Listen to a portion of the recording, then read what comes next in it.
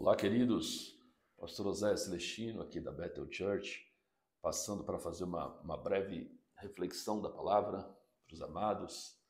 Eu já havia prometido, como pastor nessa igreja, como apóstolo de vocês, trazer um ensinamento bíblico, uma abordagem bíblica acerca de ofertas e dízimos, ok?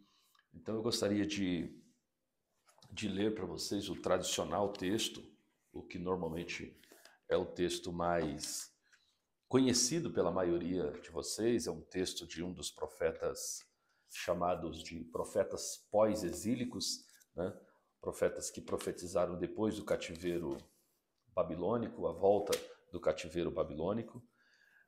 O profeta Malaquias é o último dos profetas do Antigo Testamento, e ele traz uma mensagem muito dura para Israel e também uma mensagem de esperança, de resgate. É ele que profetiza a volta dos pais aos filhos e dos filhos aos pais, uma grande profecia. E no capítulo de número 3, no mais famoso texto, digamos assim, porque é um texto que está presente em 9 de cada 10 cultos nas igrejas ao longo dos últimos,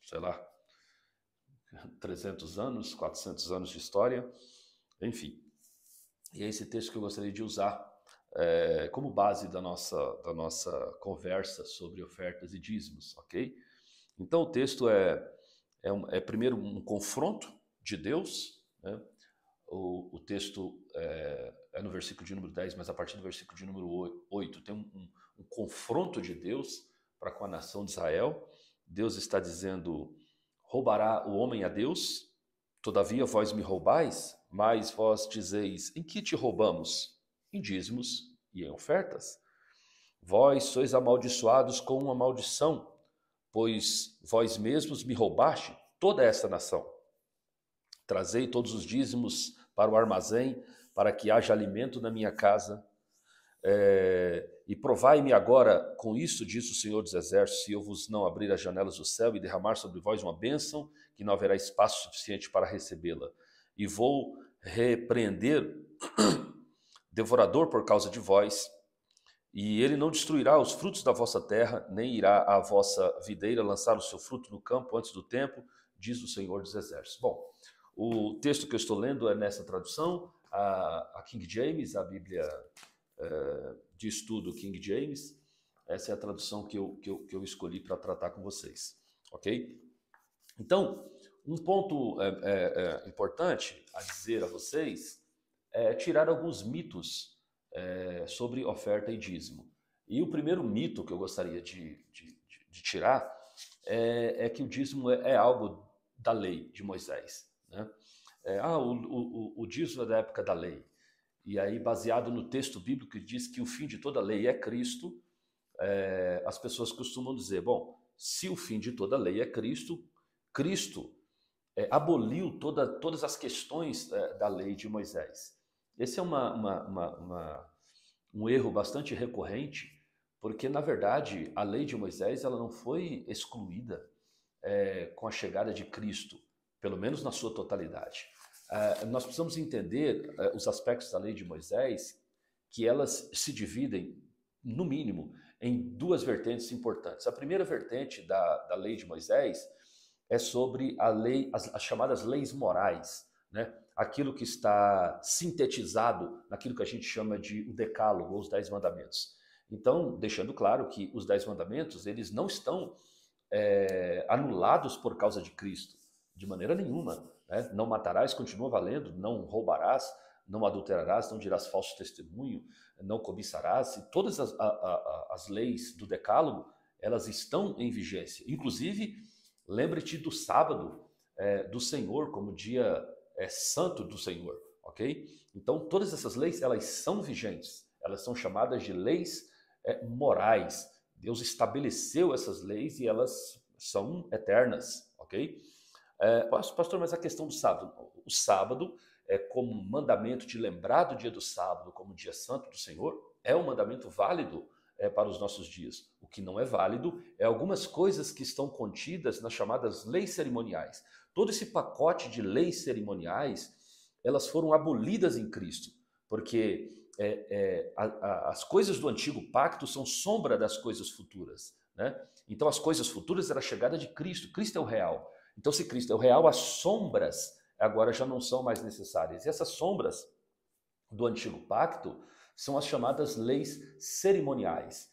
O que seriam, pastor, as leis cerimoniais? Bom, as leis de matar o cordeiro todo dia, às 3 horas da tarde, o ajuntamento da congregação de Israel para o dia da expiação, traz-se o bode expiatório, o bode emissário, o sacerdote entra no Santo dos Santos, tem as 7 peças do tabernáculo, que são divididas em 3 partes, o átrio, o santuário e o Santo dos Santos. Todas essas questões cerimoniais da lei de Moisés, elas foram abolidas. Elas foram abolidas com a chegada de Cristo. Inclusive, as cerimônias que eram usadas no sábado. Então, quais eram as cerimônias usadas no sábado? Não podia se caminhar X metros, não podia trabalhar, não podia... uma série de coisas das quais as pessoas não podiam fazer no sábado. Todas essas cerimônias do sábado, elas foram anuladas. Mas o sábado continua sendo o dia santo do Senhor. O sábado deveria ser sempre lembrado como o dia do Senhor, um dia para celebrar o Senhor, o dia do descanso de Deus. Então essa lei do sábado que está no decálogo como mandamento, ela ainda está de pé. Claro que a gente não observa mais os cerimoniais que estão em conjunto com o sábado, como essas especificidades todas que acabei de lhes dizer, ok? Então, a questão do dízimo não entra nisso daqui, porque o dízimo sempre foi, eu não vou aqui gastar o seu tempo, falando de como que o dízimo era uma oferenda aos deuses ao longo de toda a história, né? Uma tentativa de Satanás de imitar a Deus, né? Porque o dízimo, alguns dizem, não, o dízimo não é da lei, o dízimo é de Abraão, que é anterior à lei. E eu digo para vocês que a alma da oferta e do dízimo, ela não nasceu com Abraão ali, quando ele encontra Melquisedeque, e a Bíblia diz que Abraão, reconhecendo em Melquisedeque, aquele sacerdote, rei de Salém, sacerdote do Deus Altíssimo, reconhecendo aquele homem como um homem representante de Deus, ele dizimou de tudo quanto tinha. É legítimo pensar a partir de Abraão, mas se a gente quiser conhecer o espírito inicial da oferta e do dízimo, nós precisamos voltar um pouquinho antes, precisamos voltar em Abel. Caim e Abel. A Bíblia diz que Caim e Abel, em determinado tempo, eles vieram trazer a sua oferta ao Senhor. E foi a partir dessa atitude de Caim e Abel que depois Satanás, quando criou as suas divindades, também fazia com que as pessoas pegassem o melhor daquilo que possuía e levassem como uma oferenda para as suas respectivas divindades. Foi a partir desse exemplo que daqui nasce a lei de você desprender-se de algo que Deus te deu para oferecer a uma divindade, né? E a oferta a essa divindade é uma coisa extraordinária, maravilhosa. E eu quero ler no texto sagrado para vocês sobre esse episódio. Veja, capítulo 4 do livro de Gênesis, o primeiro livro da Bíblia, é muito fácil de você localizar. O texto diz, Adão conheceu Eva, sua mulher, e ela concebeu e teve Caim, e disse, concebi um homem do Senhor, e ela também teve Abel, irmão dele, e Abel era guardador de ovelhas, e Caim era cultivador da terra. E no passar do tempo, veja, um cuidava de animais, outros cuidavam da lavoura, e no passar do tempo aconteceu que Caim trouxe do fruto da terra uma oferta ao Senhor.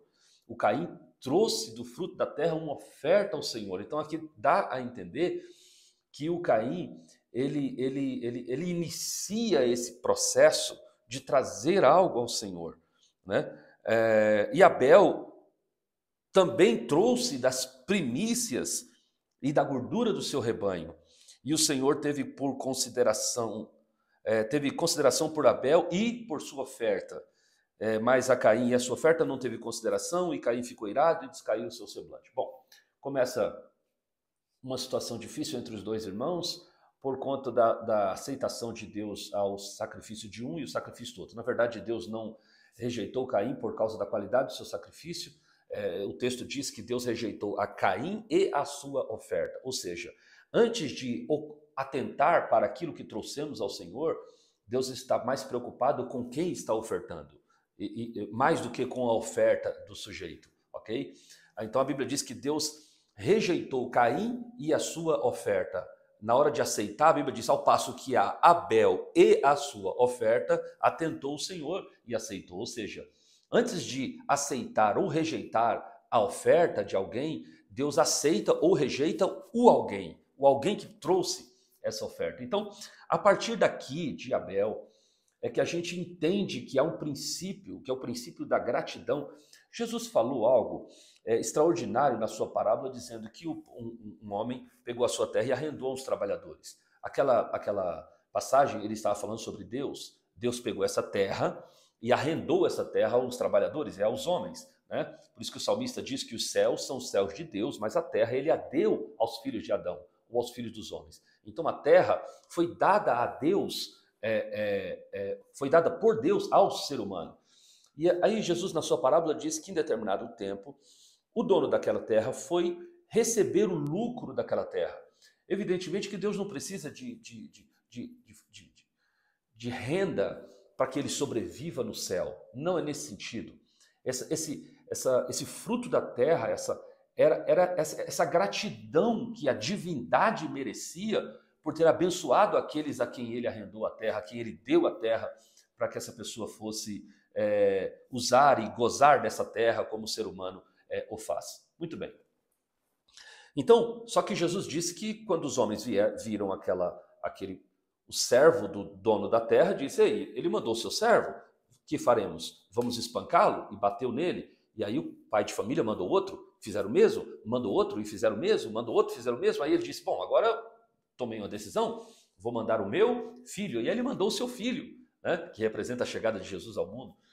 E aí Jesus contando a parábola, e a parábola era profética sobre a sua própria morte, ele disse, quando os homens daquela terra viram o filho do dono, disse, ei, ele mandou o seu filho, lancemos mão sobre ele e o matemos. Foi o que aconteceu com Jesus. Jesus foi morto pelos homens que estão abrigando uma terra que foi dada a essa terra por Deus. Então, esse é o processo, esse é o grande pecado do mundo, né? João disse que a condenação do mundo é essa, que a luz veio, mas os homens amaram mais as trevas do que a luz. Eles não respeitaram a chegada do Filho de Deus a esse mundo. Então, essa parábola de Jesus também remonta a essa ideia de frutos da terra. Esse frutos da terra não é para sustentar a mesa de Deus no céu. Esse fruto da terra é um fruto de gratidão a Deus pelo que Deus tem feito sobre as nossas vidas. Então, o princípio da oferta e do dízimo é o princípio da gratidão. Ninguém faça qualquer coisa para o reino de Deus se não estiver estabelecido dentro de você o princípio da gratidão. É a gratidão de Deus ter me dado a terra, Deus ter me dado saúde, Deus ter me dado condições de estar nessa terra, fazendo o querer do Senhor, sabe?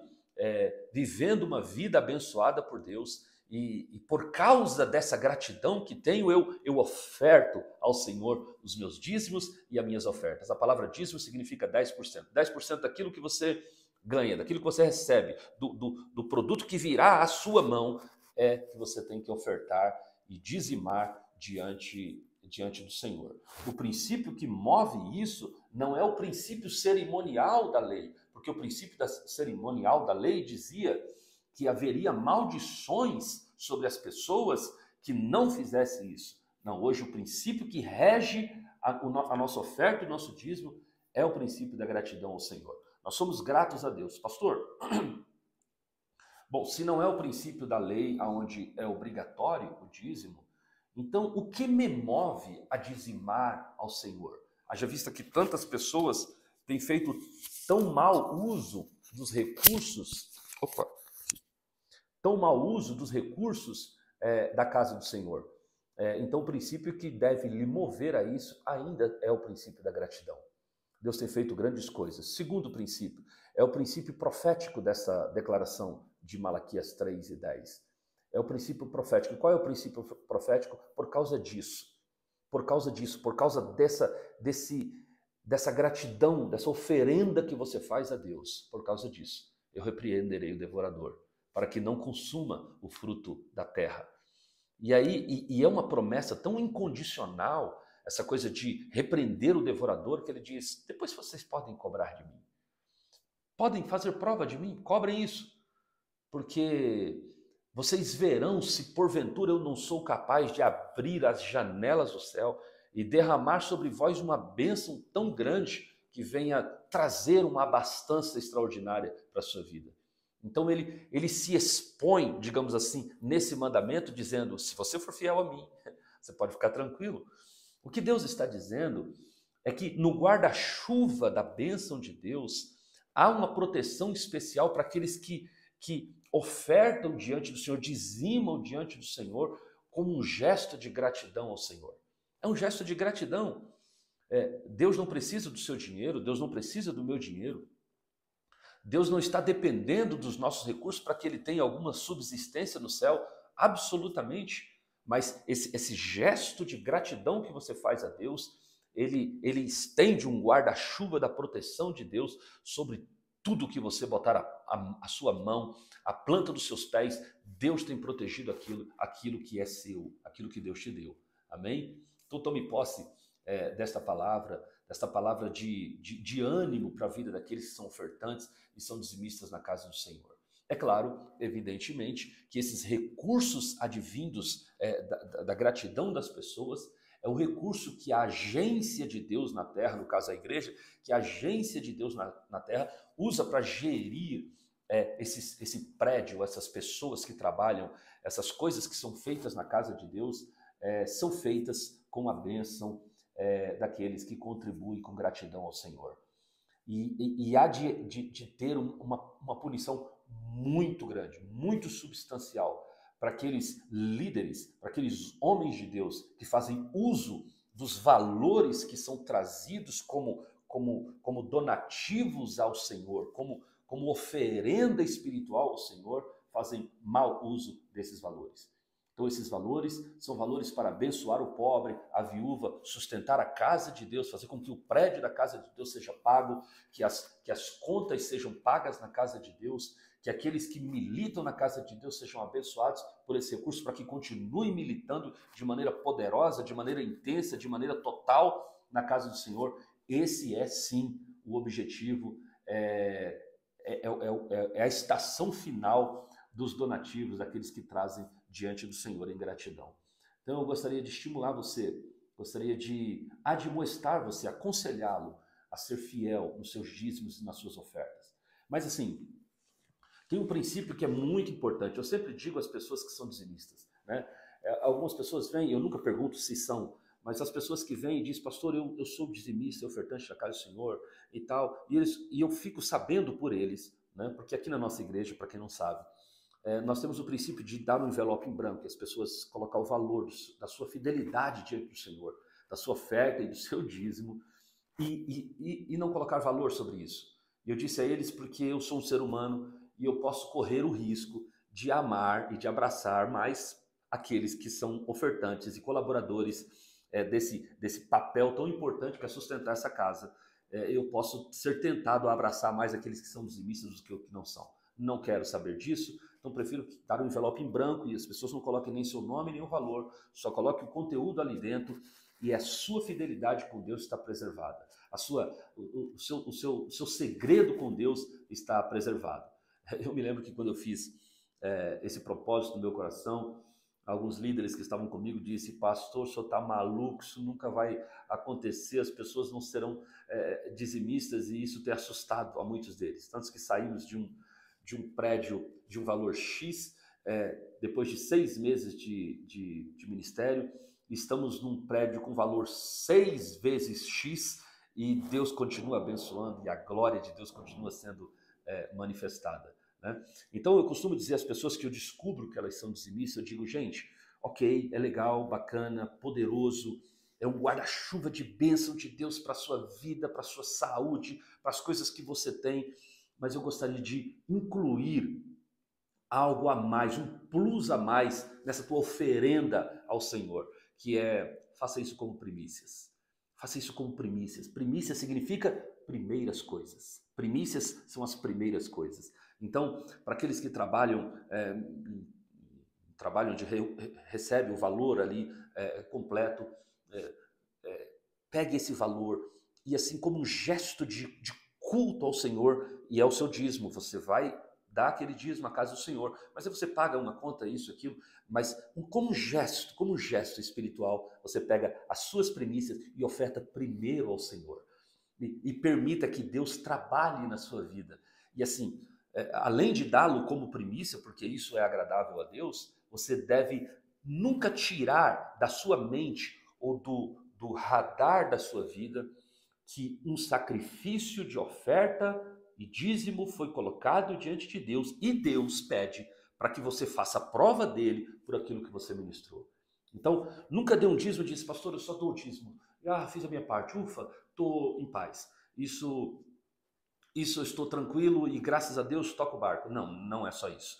Você precisa manter aquilo como uma bandeira diante de você, naquele mês inteiro, dizendo, eu dei. A palavra de Deus disse, dê e ser-vos-á dado. Uma boa medida, recalcada, sacudida e transbordante, os homens vos darão. Então, por que, pastor, é necessário eu manter o meu oferta e o meu dízimo no para-brisa da minha existência durante aquele mês? Porque Deus vai agir. E às vezes, quando você não está pensando naquilo, Deus está agindo. E você diz, como eu tive sorte esse mês. Como as coisas andaram legal. Eu ando com muita sorte no trabalho, eu ando com muita sorte nos meus negócios. Mas se você tem essa bandeira do dízimo na sua frente, você vai olhar para as bênçãos que estão aumentando, os seus celeiros que estão aumentando, e você vai atribuir a tua fidelidade.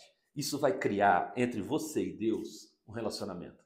E a nossa caminhada com Deus precisa ser uma caminhada relacional. Se nós não tivermos relacionamento com Deus, nós somos apenas religiosos. Somos pessoas que vêm na igreja e vão embora e vivem uma vida de contemplação. Não, ele quer relacionamento. Ele não quer que você o sirva apenas como um espectador, um contemplador de quem ele é. Não, ele quer estar com você. Ele quer manifestar-se na sua vida. Ele quer que a glória dele seja vista por você ao longo do seu dia, das suas coisas, dos seus negócios, dos livramentos. Ele quer ser visto na sua vida. Por isso que a bandeira do seu dízimo precisa estar colocada diante de você. Ai, pastor, eu tenho medo de colocar essa bandeira e Deus não agir. É impossível. A Bíblia diz que se existe uma coisa que é impossível que Deus minta. Se Deus fez uma promessa, ele é responsável por cumprir a sua palavra. Acredite nisso, creia nisso. Essa é a admoestação que eu tenho para vocês, que são a família Betel, as pessoas que compõem essa poderosa e crescente família Betel. Prometi a vocês que eu daria essa orientação, essa admoestação via vídeo. Aqui está, eu espero que isso tenha abençoado a sua vida, para a glória do nome do Senhor. Deus abençoe a sua vida, a sua casa, a sua família. Participe dos cultos. Os nossos cultos são sempre aos domingos pela manhã, 10 horas. 10h30 começa o nosso culto, mas 10 horas nós te queremos aqui, porque nós tomamos um lindo, um gostoso café em família. Tem sido maravilhoso, tem sido encantador. Por isso que os cultos têm sido o que têm sido. Uma glória de Deus, uma unção de Deus, uma união extraordinária do Senhor, porque aqui o Senhor tem ordenado a bênção e a vida para sempre. Deus abençoe a sua vida, Deus abençoe a sua família, em nome de Jesus. Amém.